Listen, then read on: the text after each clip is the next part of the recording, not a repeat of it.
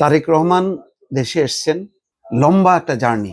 আগের দিন রাতে রওনা করেছেন, সিলেট হয়ে এসছেন, তারপরে 3 ঘন্টা সম্ভবত পথ পাড়ি দিয়ে তিনি পূর্বাচলে এসে যে বক্তব্য দিলেন, আমি স্তম্ভিত হয়ে গেলাম। মনে হলো এটা আমি আমার দেশের কোনো নেতার বক্তব্য শুনছি না।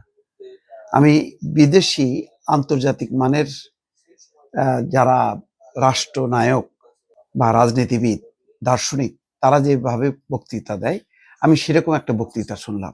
বেশ ভাষণ আগে শুনেছি, আমার ভালো লাগেনি। লন্ডনে তিনি এর আগে বক্তব্য দিয়েছেন, তখন ভালো লাগেনি। এখন ভালো লাগছে কেন জানেন?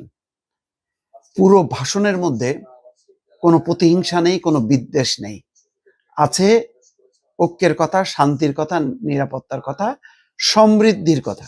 তিনি মায়ের কথাও বলছেন যে আজকে আমার মায়ের এই অবস্থার কারণ কি আপনারা জানেন, কিন্তু তিনি নামটা উচ্চারণ করলেন না, তার নিজের ভাইয়ের কথাও বললেন না, কোনো কিছুই বললেন না। বাড়ি থেকে ক্যান্টনমেন্ট বাড়ি থেকে উচ্ছেদ হওয়ার কথা কিছুই বললেন না। তার দলের নেতাদের গুম হওয়া, খুন হওয়া, নির্যাতিত হওয়া, কোনো কিছুই বললেন না। কোনো বিদ্রুপ, বিদ্বেষ, কিচ্ছু না। শুধু বারবার বলছেন, কয়েকবার বলছেন শান্তি শান্তি শান্তি। অন্তত এই শব্দটা এক লাইনের মধ্যে 3 বার উচ্চারণ করলেন।